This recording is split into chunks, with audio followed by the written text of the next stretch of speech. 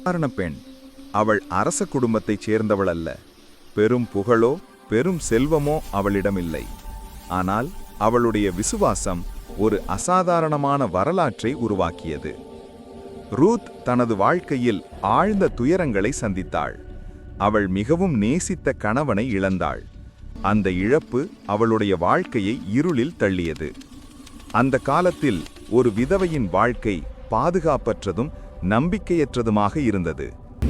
யாரும் துணை நிற்காத நிலை, யாரும் உறுதியளிக்காத நாட்கள், எதிர்காலம் என்னவாகும் என்றே தெரியாத சூழ்நிலை. அந்த கடினமான தருணத்தில் ரூத்தின் முன் 2 வழிகள் இருந்தன. ஒரு வழி தன் கடந்த காலத்தில் சிக்கிக்கொண்டு தன் நாட்டிற்கு திரும்பிச் சென்று பழைய வாழ்க்கையின் பாதுகாப்பை தேடுவது. ஆனால் ரூத் அந்த வழியை தேர்ந்தெடுக்கவில்லை. அவள் விசுவாசத்தின் வழியை தேர்ந்தெடுத்தாள். உமது ஜனமே என் ஜனமாக இருப்பார்கள், உமது தேவனே என் தேவன் என்று உறுதியுடன் கூறி அவள் தனது மாமியாரான நவூமியுடன் பெத்லஹேமுக்கு பயணம் செய்தாள். அது சுலபமான பயணம் அல்ல, அது வசதியின் பயணம் அல்ல, அது முழுமையான விசுவாசத்தின் பயணம். பெத்லஹேமில் ரூத் ஒரு ஏழை விதவையாக வாழ்க்கையை தொடங்கினாள். தினசரி வாழ்க்கைக்காக அவள் கடுமையாக உழைத்தாள்.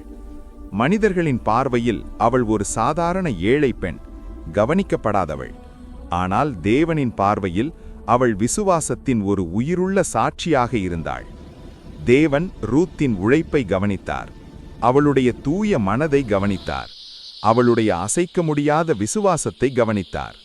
அவளுடைய கருணை, நேர்மை, விசுவாசம் ரூத்தின் வாழ்க்கையை மட்டுமல்ல, அவளுடைய எதிர்காலத்தையே மாற்றியது. ரூத் தாவீது ராஜாவின் வம்ச வரிசையில் இணைக்கப்பட்டாள். அதே வம்சத்திலிருந்தே உலகின் இரட்சகராகிய இயேசு கிறிஸ்து பிறந்தார். ஒரு ஏழை விதவையின் விசுவாசம் பல தலைமுறைகளின் வரலாற்றை மாற்றியது.